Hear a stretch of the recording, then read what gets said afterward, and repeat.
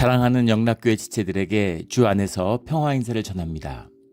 오늘은 2014년 9월 18일 수요일입니다. 오늘의 묵상 본문은 이사야서 33장 17절로 24절까지의 말씀입니다. 오늘 본문 말씀 33장 17절부터의 말씀은 이렇게 시작합니다. 내 눈은 왕을 그의 아름다운 가운데서 보며 광활한 땅을 눈으로 보겠고, 왕을 시온성을 보라라는 오늘 본문에 나오는 그 20절의 말씀처럼 새로운 희망과 꿈, 메시아의 꿈이죠. 이 왕을 역사에서 구체적인 왕, 히스기야 왕이다, 요시야 왕이다, 이렇게 이제 말하기도 하는데 그럴 수도 있겠죠. 실제 역사를 떠난 게 아니니까 현상 세계를 떠난 말씀이 아니라 현상 세계를 향한 말씀이죠. 동시에 본질의 말씀이잖아요. 본질의 의미, 히스기야일 수도 있고 요시야일 수도 있지만 장차 오실 그런 이제 구세주에 대한 메시아에 대한 꿈을 노래한 것이다. 이렇게도 볼 수 있겠습니다. 왕을 아름다운 가운데서 보며 광활한 땅을 보겠고, 현실은 암흑이고 현실에선 희망이 없고 현실은 어렵지만 그 가운데에서 메시아를 바라보는 눈이 열린다는 거죠. 이 말씀의 힘입니다. 주님의 성령이 함께 하시면 마음의 눈이 열리는 거죠. 그럼 말씀이 보이고 말씀 가운데 주님을 만나게 되고, 그러면 메시아의 오심, 그 꿈을 꾸게 되는 거죠. 그 광활한 땅을, 지금은 쥐처럼, 덫에 걸린 쥐처럼 예루살렘 성에 갇혀 있지만, 그런 끔찍한 아수르 바벨론의 공성에 시달리고 있지만, 하지만 그 가운데서 광활한 땅을, 주님이 주시는 복된 땅을 바라보게 되는 겁니다. 이게 비밀이죠. 우리 인생의 비극은 내가 환경과 조건의 산물이라고 생각하는 거예요. 그것도 큰 속임수죠. 물론 나의 외형이나 나의 삶의 조건이나 나의 옷과 껍데기를 내 조건과 환경이 만들었습니다. 근데 더 정확히 얘기하자면 환경과 조건에 대한 내 반응이 만든 거죠. 그래서 사실은 나의 중심, 나의 본질, 주님이 창조하신 나의 하나님의 형상, 이것은 환경과 조건으로 인해서 파괴될 수도 없고 변화되지도 않아요. 그래서 그것을 찾는 것입니다. 그것은 발견되는 것이죠. 만드는 것이 아니라 주어진 보물을 찾아내는 거예요.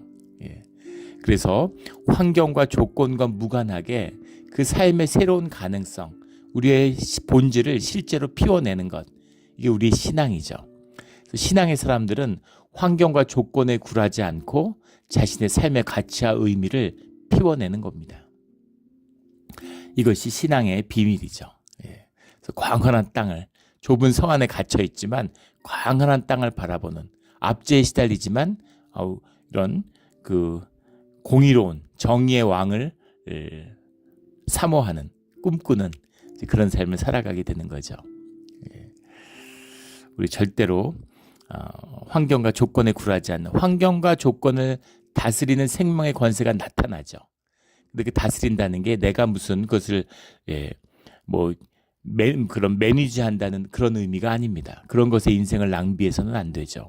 우리 어제 말씀에서도 나눴죠. 내가 독립운동을 해서 독립이 될 수 있습니다. 귀한 것이죠. 근데 독립운동을 하지 않아도 독립이 돼요.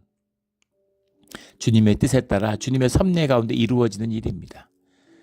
그래서 내가 독립운동을 했느냐 안 했느냐가 중요한 게 아니라 나의 삶의 가치와 의미를 피워내는, 나의 자원함으로 나의 생명을 피워내는 삶이었느냐 아니었느냐, 그게 중요한 겁니다. 그래서 내 가치를 피워내고 내가 자유함을 누리고 내가 의미 있는 삶을 살았다, 나의 삶에 어떤 창조적인 생명이 피어났다, 이러면 존귀하고 귀한 것이죠. 근데 그런 게 아니라 막 시대에 눌려서 시대의 요구로 부모님이 독립운동했어요. 너도 해야 돼. 부모의 유업으로. 또는 주변의 사람들 때문에. 아무 의미가 없다는 겁니다. 예전에 대학 동창인데, 저희가 80년대 학교를 다녀서 학생운동 하던 친구들이 굉장히 많았습니다. 또 제가 다녔던 학교가 학생운동이 굉장히 아주 성한 곳이라서 노동운동하고 둘 중에 하나였어요. 대학교 한 4학년쯤 되면 둘 중에 하나를 선택합니다. 하나는 점거를 하는 거예요. 뭐 문화원이나 뭐 대사관이나 이런 걸 정부 시설 같은 걸 점거해서 이제 구속이 됩니다. 그래가지고 뭐 한 2년 살고 보안법이나 뭐 집시법 위반 이런 걸로 2년을 살면 군대도 면제되죠. 군대 가는 거나 마찬가지죠. 그 다음에 이제 정치를 하는 거예요. 예, 무슨 시민단체에 가거나, 예, 그리고 정당에 가거나, 이제 정치를 하는 친구들이 있고, 또 다른 친구들은 이제 노조에 들어가서 겉으로는 위법하지 않고, 뭐 군대도 갔다 오고, 준법 투쟁을 한다. 이래가지고, 이제 노동 해방을 위해서 이제 노조 활동을 시작하는 거죠. 그런 친구들로 나눠졌던 것 같습니다.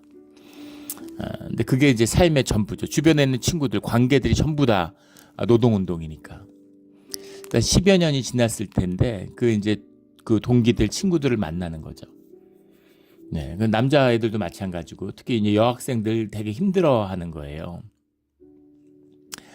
예, 그 안 맞는 거죠. 예, 그때 학생 때 막 관념적이고 그 자기 삶의 실제 문제가 아니니까.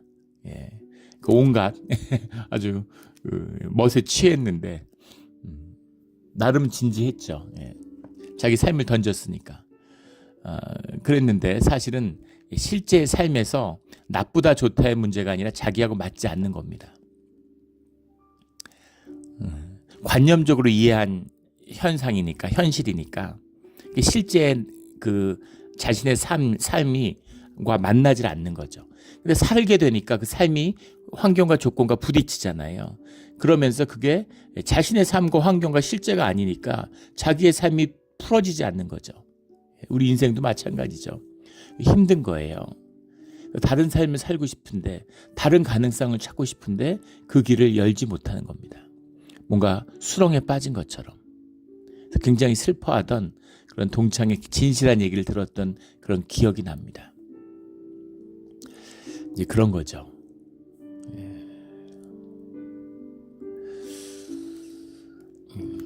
자기의 삶, 주님을 만나지 않으면 내가 누군지 내가 어떻게 합니까? 주님을 만나지 않은 사람은 실제 참된 자기의 실제의 삶을 만나지 못해요. 자기를 살지 못합니다. 자기를 사는 비밀이죠. 우리 주님 안에서 자기의 삶을 피워내는, 꿈을 피워내는 우리 모두가 되기를 주의 이름으로 축원합니다. 18절에 내 마음은 두려워하던 것을 생각해내리라. 계산하던 자가 어디 있느냐? 공세를 계량하던 자가 어디 있느냐? 망대를 계수하던 자가 어디 있느냐? 네. 내 마음이 두려워하던 것을 생각해내리라. 이것이 사실은 뭐 문맥적으로 보면은 그 주님을 경외하던 마음이 회복됐다. 뭐 이렇게도 볼 수 있을 것 같은데 본문의 의미는 그런 의미가 아니라 예전에 두려웠던 마음, 그것이 기억날 거라는 거죠.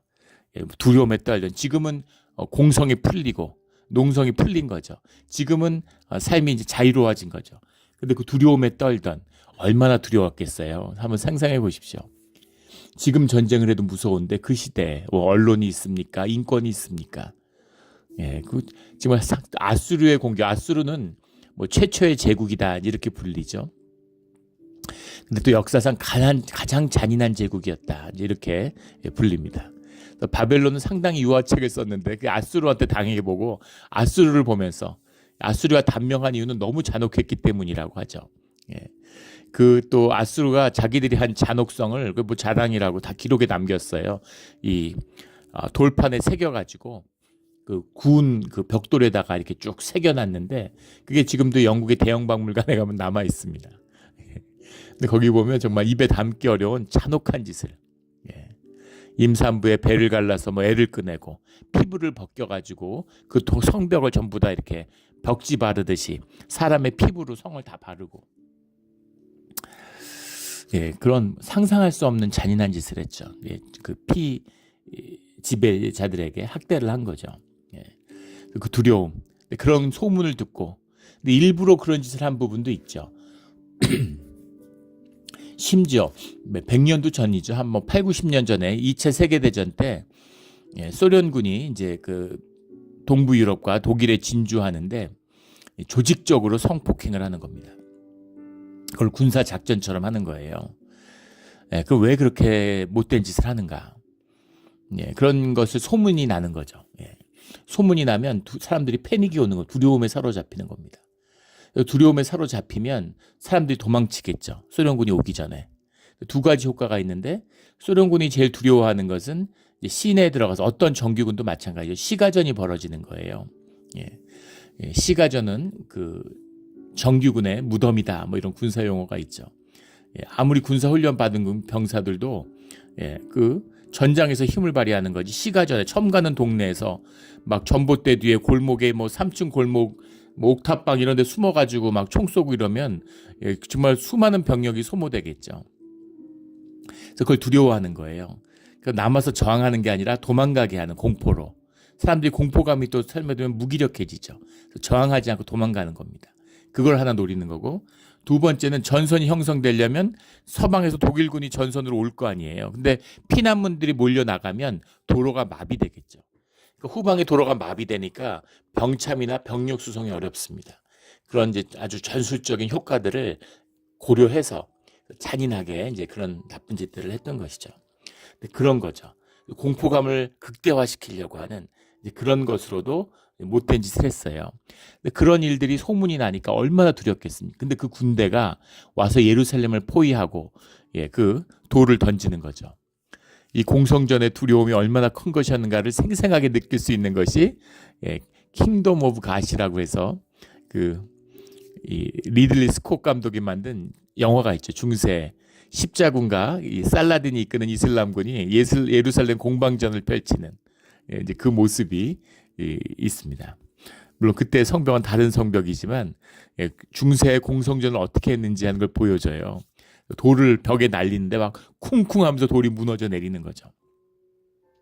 그러니까 그 소리를 듣고 예, 또 이런 나뭇가지 같은 걸 얽어가지고 거기다가 기름을 칠해가지고 석청 같은 걸 칠해서 불을 질러서 던지고 그러니까 지금 엄청난 공포에 시달리는 거죠. 그래서 성벽이 무너지면 다 죽는 겁니다. 가장 행운인 경우가 이제 노예로 끌려가는 거죠. 그러니까 상상할 수 없는 두려움. 예. 그런데 예, 내 마음에 두려워하던 것이 지금 어디 있느냐 이런 말이죠. 계산하던 자가 어디 있느냐, 공세를 계량하던 자가 어디 있느냐, 망대를 계수하던 자가 어디 있느냐. 그러니까 망대를 계수하던 자도 공세를 계량하던 자도 전쟁에 마주하던 자들이 다 사라지고 이제 보이지 않는 거죠. 19절에 내가 강포한 백성을 보지 아니하리라. 그 백성은 방언이 어려워 내가 알아듣지 못하며 말이 이상하여 내가 깨닫지 못하는 자니라. 방언이란 말을 쓰는데 이건 우리가 이제 흔히 쓰는 방언이 아니라 말 그대로 이제 그런 지역 언어죠. 근데 왜 방언이라고 그랬을까? 근데 사실은 이 유다 언어와 유다나 이스라엘이나 아수르나 다 같은 셈족이죠.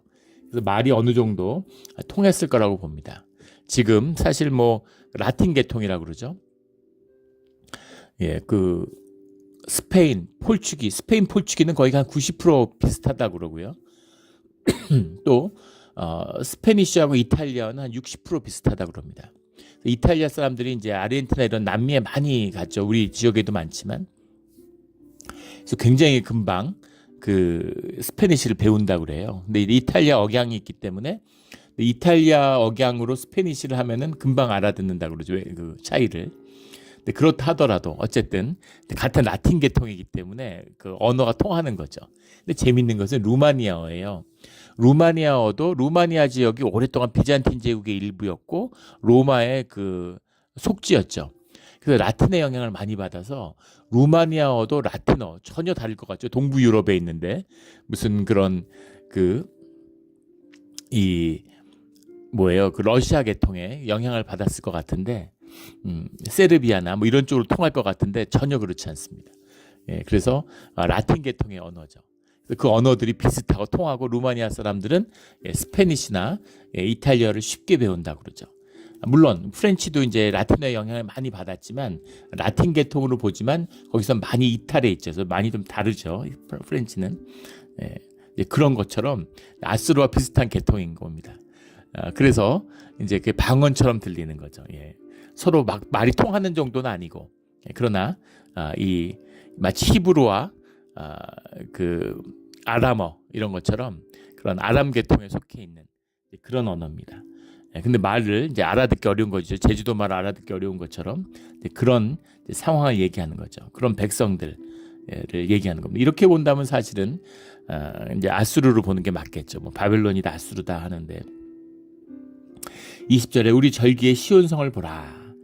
우리 절기의 시온성이라고 했는데 이 이제 절기라는 말이 이제 약속이라는 말이에요. 본문의 내용이 약속의 땅, 사람들이 모임의 땅, 또 절기에 모이는 거니까 절기의 땅 이도 되는 거죠. 시온상 이게 무슨 의미예요? 절기의 성읍이고 축제의 성읍이다. 사람들이 모이는 함께 기쁘고 함께 즐거워하는 그 예배 참된 의미고 주님과 함께하는 의미죠. 우리가 주일날 모여가지고 함께 축제를 잔치를 하는 겁니다. 우리 지난주가 추석 연휴의 시작이어서 우리 이제 뭐 떡도 하고 음식도 잘해서 아주 잔치 느낌이 있었죠. 그래서 매주 잔치를 하는 거예요. 주님 안에서 잔치의 성읍, 잔치의 성전 이런 겁니다. 주님께 고기를 바쳐라. 주님이 고기를 드시나요? 영이신데 그 고기를 제사를 드린 사람들이 나누어 먹죠. 화목의 제물로. 그러니까 주님과 하나 된 것을 기뻐하는 화목으로. 주님과 화목하기 때문에 사람들도 화목한 것이죠. 기쁨과 평화와 즐거움의 제사를 누리는 화목의 절기. 그것이 예루살렘이죠. 예루살렘을 보라 이것 말입니다. 그것은 옮겨지지 아니할 장막이라. 장막이라는 건 주님이 광야의 때에 함께 해주시는 주님이 함께 하시기에 곤욕스러웠겠죠. 주님이 함께하고 어떻게 인간 사이에 함께할 수가 있어요.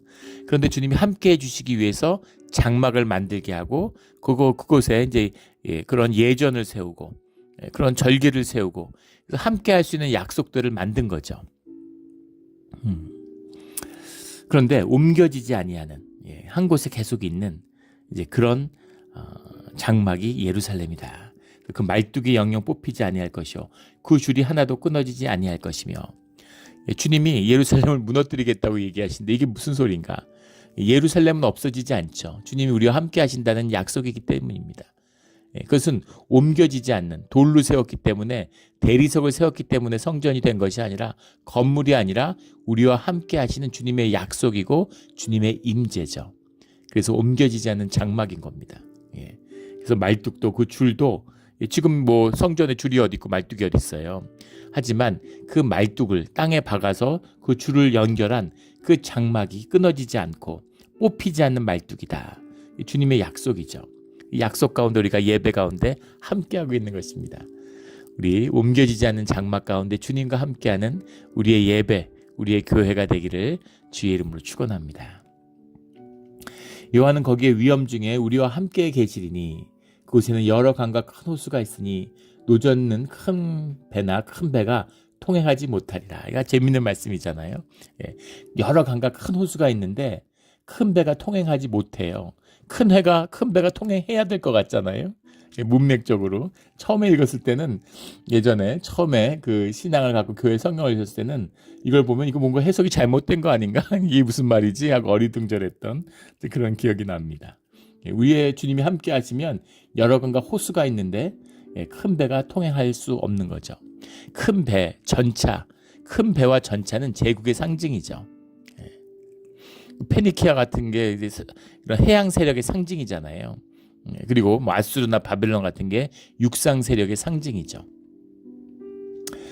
지금도 마찬가지죠. 지금 중국이나 러시아 같은 나라는 이제 대륙 세력의 상징이고 사실 미국, 뭐 일본도 마찬가지, 영국도 마찬가지죠. 미국도 지금 대륙을 차지하고 있지만 기본적으로 해양 세력이죠.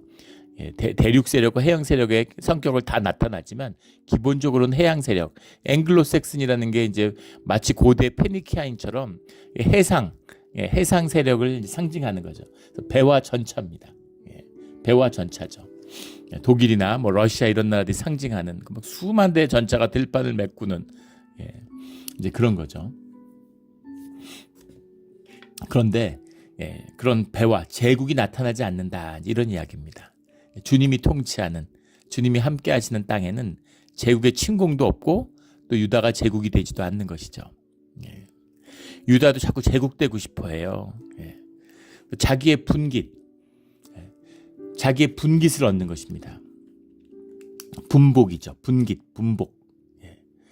주님 안에서 분복을 얻어요. 주님이 우리를 만드실 때 나를 만드신 창조의 뜻 가운데서는 나를 향한 주님이 주시려고 하는 분복의 분깃이 있는 겁니다. 그래서 그걸 받고 누리며 살아야죠. 그래서 주님과의 관계가 열리면, 내가 주님께 죄 사함을 받으면 내 안에 나의 분복이 회복되는 거죠. 그러면 다스림의 권세가 나타난다. 형통이 열린다는 얘기입니다. 형통한 얘기가 뭐 승승장구해서 누구랑 싸워도 이긴다 이런 얘기가 아니죠. 싸울 필요가 없어지는 거예요. 왜냐하면 내 분복을 누리기 때문이에요. 그 분복의 의미란 건 뭐냐면 그 복보다 낮은 수위로도 살 수 없어요. 그 복보다 높은 수위도 필요 없습니다.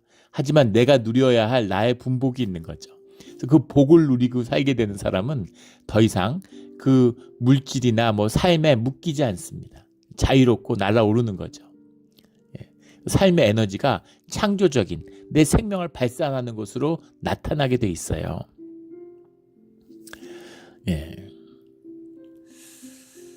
그래서 그런 그 삶의 기쁨이 나타나는 거죠. 우리 제가 아는 70대 목사님이 계신데 그 목사님이 뭐 주요 산을 다 타는 거예요. 같이 산에 한번 갔다 깜짝 놀랐습니다. 전 처음에 농담하시는 줄 알았어요. 산을 갔는데 정상까지 오르겠다고 그러시네요. 그래서 진짜 이거 잘 모르고 큰일 날라고 이런 욕심을 내시다 했더니 얼마 전에 일주일 동안 히말라야를 종주하는 걸 갔다 오셨대요. 그래서 몇 시간씩 매일 걸어 다니고 얘기를 들어보니까 뭐 충분히 그러실 수 있는 그런 훈련과, 근데 어떻게 그럴 수가 있을까요? 저보다 나이가 20살 위인데 저보다 20살 아래인 것 같은 느낌. 몸은 그 생명이죠. 주님이 주신 나의 분복이 있어요. 거기서부터 자유로워지면 생명이 이렇게 발산된 사람도 있고 저렇게 발산되는 사람도 있는 겁니다. 그래서 그런 다양함 속에서 조화가 일어나고 또 그 조화를 즐기게 되는 거죠. 저 사람은 저거 잘한다, 나는 왜 못할까, 그런 게 아니죠. 나는 나의 장점이 있고 저 사람의 장점이 있고, 나는 나의 약점이 있고 저 사람의 약점이 있고, 근데 서로 조화를 이루고 공동체가 되니까 서로 그걸 누리는 거예요. 장점의 유익을 누리고 연약함을 서로 보완해주고 덮어주는 그런 아름다운 삶이 되는 거죠. 삶의 비밀입니다. 이걸 패하는 건 종교밖에 없어요. 다 개념으로 배우니까.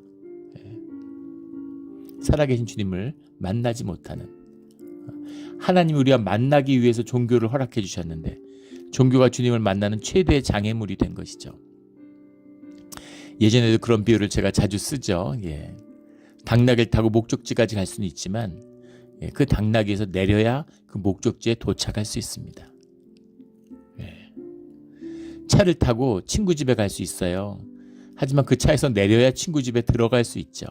차 타고 그 집에 들어갈 수는 없잖아요. 그런 겁니다. 종교가 필요하죠.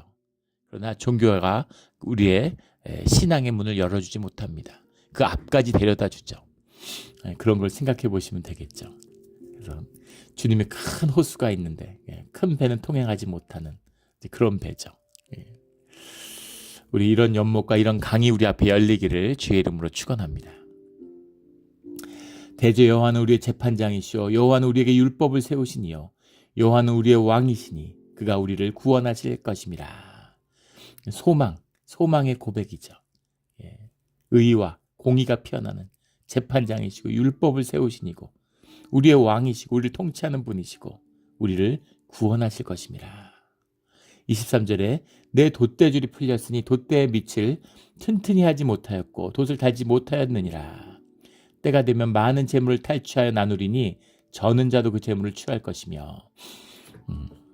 내 돛대줄이 풀렸으니 하는 건 앞에 큰 배가 통행하지 못하리라와 만나는 거죠.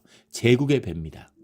근데 이것이 이제 아수르나 바벨론의 배라고 보는데, 그런데 거기에 의의를 제기하는 분들도 있어요. 그것도 뭐 일리가 없는 얘기는 아닙니다. 왜냐하면 내 돛대줄이 할 때 돛대줄이라는 말이 하발라이크라는 말인데, 하발라이크 할 때 하발라이크라는 말이 이게 하발이라는 말의 원형인데 이게 여성형으로 쓰여 있거든요. 근데 이게 남성형으로 쓰면 뭐 하발림, 하발루 뭐 이렇게 가야 되는데 왜 여성형으로 썼을까? 너의 돛대줄인데. 근데 보통 아수르를 얘기할 때 항상 남성형으로 쓰거든요. 예, 이게 남성형, 여성형이 있죠. 히브리어에는. 그래서 너의 돛대줄이면은 이것이 아수리였으면은 뭐 하발림이라고 썼어요. 하발라이크라고 쓴 걸로 봐서는 이것이 근데 유다를 얘기할 때는 예루살렘 얘기할 때는 여성형으로 쓰죠. 그래서 이것이 이제 유다의 배가 아니냐 뭐 이 문법적인 해석이죠. 뭐 그것도 이제 상당히 날카로운 지적이긴 한데 문맥적으로 보면 앞에 노젓는 배나 큰 배가 통행하지 못한다라는 것과 통하는 말씀이죠. 이것은 제국의 배라고 봐야 되겠죠. 예. 예. 근데 그 배가 다니지 못해요. 배가 무역을 상징하고, 예. 보통 전차가 정복을 상징한다면, 배도 나중에 가면 이제 무슨 정복을 상징하는 게 됐지만, 이 시대에는 이제 배라는 것이 뭐 그런 정도까지 위력은 아니었죠. 그래서 배는 불을 불러오고, 전차는 약탈을 하는 거죠. 땅을 불러오는 겁니다. 그런데, 배가 없으면 어떻게, 무역을 해서 다 부자가 되는 거잖아요. 예. 예나 지금이나 마찬가지죠. 무역이 중요한 겁니다. 무역을 해야 되는데 예, 무역이 되지 않아요. 예, 그 무역의 부로서 제국을 만드는데 더 이상 제국이 성립되지 않는 겁니다. 예, 그 탐욕의 제국이 성립되지 않아요. 돛대줄이 풀리고 돛대들이 전부 다 다닐 수 없게 된 거죠. 근데 그러니까 그 많은 재물을 사람들이 나누게 된다는 겁니다. 많은 재물을 모아놨어요. 예. 악인의 흥황함을 통해서 하나님이 의인의 쓸 재물을 마련한다라고 하는 그 말씀처럼 예.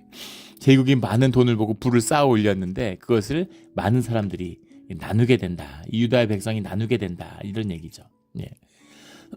저는 자도 그 재물을 취할 수 있다.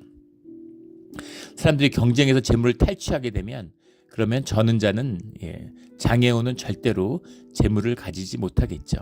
예. 힘없는 사람, 약한 사람 밟히잖아요. 근데 그게 아니라 풍성하게 나눠진다는 의미와 함께 모든 사람이 함께 나눈다라는 뜻이 들어있는 거죠.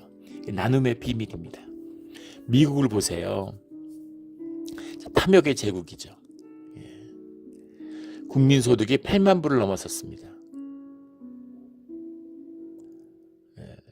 지금 미국의 주요 사립대들을 보면 대학을 지원할 때 11만 불이 안 되면 연봉이 그러면은 저소득층으로 봐요. 극빈자로 봅니다. 그래서 장학금 혜택이나 여러 가지 생활비 지원 혜택을 주죠. 세계 부의 4분의 1을 미국이 갖고 있습니다. 60, 70년대에는 2분의 1을 가진 적도 있었죠. 60년대, 50년대에는. 근데 미국에 거지가 넘쳐나요. 홈리스가 넘쳐납니다. 예, 뭐 우리 동네 같은 상상하기 힘들지만 미국을 횡단해 보면 무슨 그 유타, 뭐 콜로라도 이런 데 지나가다 보면 막 그 컨테이너 집 같은 게 끝도 없이 있는 그 아리조나 같은 데 가봐도 뭐 홈리스는 아니고 하우스리스라고 해야 되겠죠. 우리가 상상하는 홈리스의 모습은 아닌데 하우스리스예요. 집이 없는데 그냥 떠돌아 주소가 없이 그냥 떠돌아다니는 사람들, 그런 사람들이 막 그런 캐러밴 같은 데 타고서 그냥 이렇게 대충 사는데 그런 게 막 수천 개씩 쌓여가지고 도시를 만든 그런 게 아리조나 같은 데 가면 있습니다. 깜짝 놀라죠. 예. 그런데 사회가 그걸 어떻게 나눌 줄 몰라요. 돈이 없어 안 나누는 게 아닙니다. 홈리스 예산이 어마어마하죠. 심지어 집을 사서 주잖아요. 해결이 안 됩니다. 사람들이 깊이 병들었는데 돈으로 해결될 것 같으면 진작 해결됐죠. 돈이 인생의 해결이 된다 그러면 벌써 세계는 다 공산화됐을 겁니다. 우리의 삶의 문제, 우리의 심령의 문제, 우리 생명의 문제가 있어요. 그래서 그게 풀어져야 되는 겁니다. 그걸 누가 풀 수 있겠어요? 이 주님과 우리 창조주이신 주님과의 관계가 회복되지 않으면 우리의 심령의 문제는 절대 풀리지 않습니다.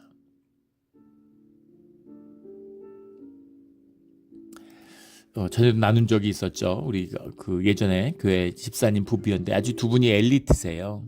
예. 뭐 그 이름만 대면 알 법한 한국의 사학 재벌의 자식입니다. 대학 교수인데 그래서 부부가 뭐 최고 학력이고 유학하고 뭐 부자고 뭐 다 갖춘 것 같아요. 예. 나중에 이제 깊이 삶에 들어가 보니까 막 이혼 직전이고 폭력 가정이고 공부 못한다고 때려서 몇 번 인용한 적 있죠. 팔이 부러졌다고. 뭐에 씌었지. 어떻게 애가 공부를 못한다고. 잘해요. 근데 당신들이 워낙 최고 엘리트니까 막 경기고 나오고 서울대 나오고 미국에 유학해가지고 뭐 아이비리그에서 박사 받고 막 이러니까 항상 1등만 했는데 자기 양에 안 차는 거죠. 애를 잡는 겁니다. 애가 거기에 막 못 따라가고 힘들어하니까 애가 용납이 안 되니까 애를 막 때려가지고 나중에 주님을 영접하고 회개하고 그런 고백을 하는 거예요. 진짜 불행할 이유가 하나도 없었는데 뭐에 씌운 것 같다고. 왜 이렇게 불행하고 왜 이렇게 힘들고 왜 이렇게 화가 나고 왜 이렇게 미움이 있고 왜 이렇게 싸웠는지 모르겠다고. 그런 거죠. 이게 본질과 몸과 껍데기, 몸과 옷, 본질과 껍데기의 역사의 비밀 같은 겁니다. 결혼과 결혼식 같은 거죠. 결혼을 하기 위해서 얼마나 좋아요, 결혼이. 서로 이제 얼마나 좋으면 결혼을 하려고 그러겠어요. 평생을 함께 하자고, 가족이 되자고, 같이 아이를 낳아서 키우자고 결혼을 하잖아요. 근데 결혼식을 준비하다가 싸움이 나고 미워지고 다투게 되죠. 결혼식 아무것도 아닌 것 같은데 패백을 할까 말까, 꽃값을 더 쓸까, 예식장을 빌 더 좋은 데로 갈까, 이런 걸 갖고 얘기하다가 다툼이 일어나고 갈등이 생겨나는 거죠. 분명하죠. 본질과 현상의 문제입니다. 본질을 붙들어야죠. 본질이 회복되어야죠. 껍데기가 아니라 생명을 살아야죠. 형식이 아니라 본질을 취해야 되는 거죠. 그걸 붙드는 날 너희의 생명과 삶이 회복된다. 이것이 24절에 나오는 오늘의 결론이죠. 거기에 사는 백성이 사죄함을 받으리라. 사죄함을 받는다고 그랬는데 무슨 자기를 학대한 사람들이 와서 사죄한다는 얘기가 아니죠. 죄사함을 받는다는 얘기입니다. 이사야, 예레미야, 선지서에 흐르는 본질적인 내용이죠. 다 죄인이에요. 종교인의 큰 착각이죠. 우리는 조금 낫잖아. 그래도 우리는 교회 다니잖아. 우리는 믿는 사람들이잖아. 엄청난 착각이죠. 우리도 나쁘지만 우리도 죄를 짓지만 세상 사람들보단 그래도 죄를 덜 지었잖아. 무거운 돌이나 좀 덜 무거운 돌이나 바위돌이나 벽돌이나 물에 던지면 가라앉는 건 똑같죠. 심판에 살아남을 수 없습니다. 나는 사람 한 사람 죽였는데 쟤는 10명 죽였잖아. 둘 다 사형이죠. 그런 거나 마찬가지입니다. 주님의 죄사함을 받았다는 건 우리 존재의 회복입니다. 근데 존재는 이걸 개념화시켜요, 종교는. 그래서 이게 뭔지도 모르는 겁니다. 관념적으로. 그러다 보니까 내가 죄를 졌는지 죄인이 뭔지 이것도 불분명해지는 것이죠. 죄사함이 형통과 복의 비밀이에요. 존재의 이야기입니다. 실제의 삶의 이야기죠. 우리의 삶에 제국이 무너지고, 제국이 왜 생겼어요? 사람들 욕심 때문에 생겼잖아요. 욕망 때문에. 남들 짓밟고 올라가고 싶어서. 우리 마음의 제국이 무너지고 따뜻한 하나님의 나라가 임하는, 호수와 강을 가졌지만 큰 배가 통행하지 못하고, 서로 재물을 나누는데 저는 자들도 재물을 함께 나누는, 모든 사람들이 자신의 분복을 누리는 그런 우리 복된, 우리 하나님의 나라를 사는 주의 자녀들이 되기를 예수 그리스도 이름으로 축원합니다. 아멘. 기도드리겠습니다. 하나님 아버지 감사합니다. 주님이 주신 복된 삶, 충만한 삶을 약속하셨는데 세상에 속아서 우리가 인생을 낭비하며 살았습니다. 주님이 아니면 이제 우리가 온전한 삶을 살아갈 수 없다는 걸 너무나 잘 압니다. 주님, 우리 남은 일생 가운데, 이 짧은 생애 가운데 절대로 주님을 놓치지 않는 그런 삶이 되게 하여 주시옵소서. 감사하며 예수 그리스도 이름으로 기도드렸습니다. 아멘.